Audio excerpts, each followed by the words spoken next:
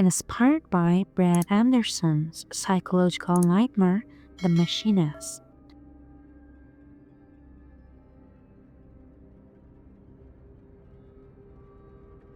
The factory hums like a dying heart.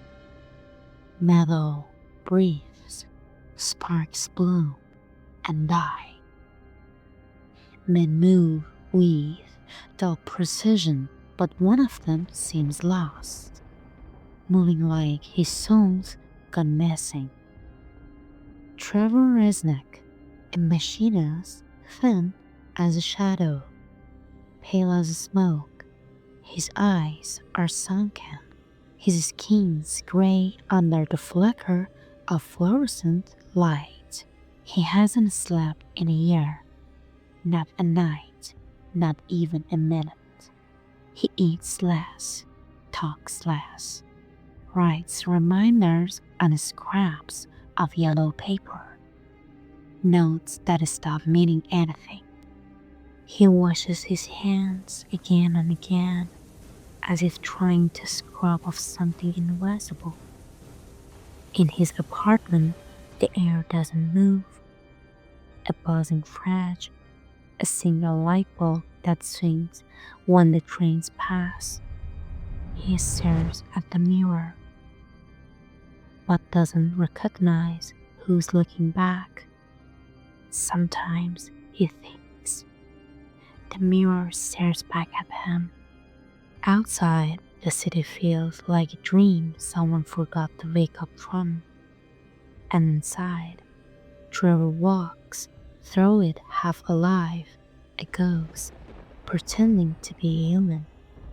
Then one day, he meets Ivan, a big man with a toucan grin, hands scarred from the machines, and eyes that look at Trevor like they already know something. They talk, they smoke, but when Trevor asks his coworkers about Ivan, no one knows him. No one's ever heard that name. And then the first note appears. A game of hangman half finished, stuck to his fridge. Each day, more letters show up, each one pulling him deeper into paranoia.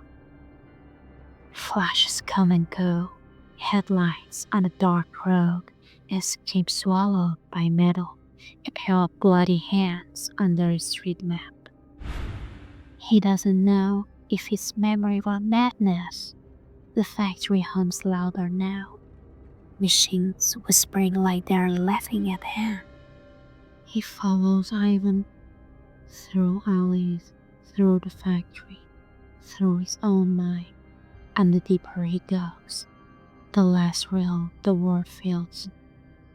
Days disappear, time snaps through his fingers.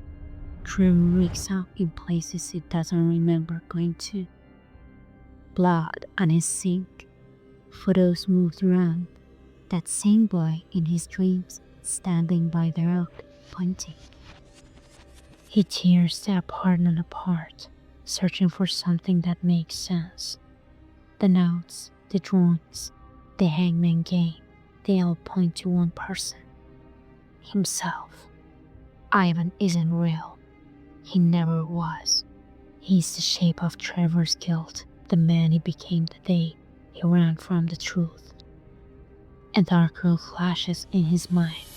Headlights, a child, a scream. Trevor's hands on the wheel. He didn't stop, he just rolled away. Now he remembers. He's been driving ever since inside his own head. The machines keep turning. The board keeps moving.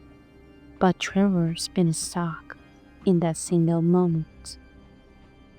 He walks through the city one last time. The sun is rising, but it feels cold, unreal. He passes the diner, the amusement park, the crossroads. Every place a ghost of what he tired to forget. Then quietly he walks into a police station. His voice is calm, I killed a boy, he says. In his cell, he sits down on the small bed. For the first time in a year, the ward is silent. He lies down, closes his eyes, and finally he sleeps.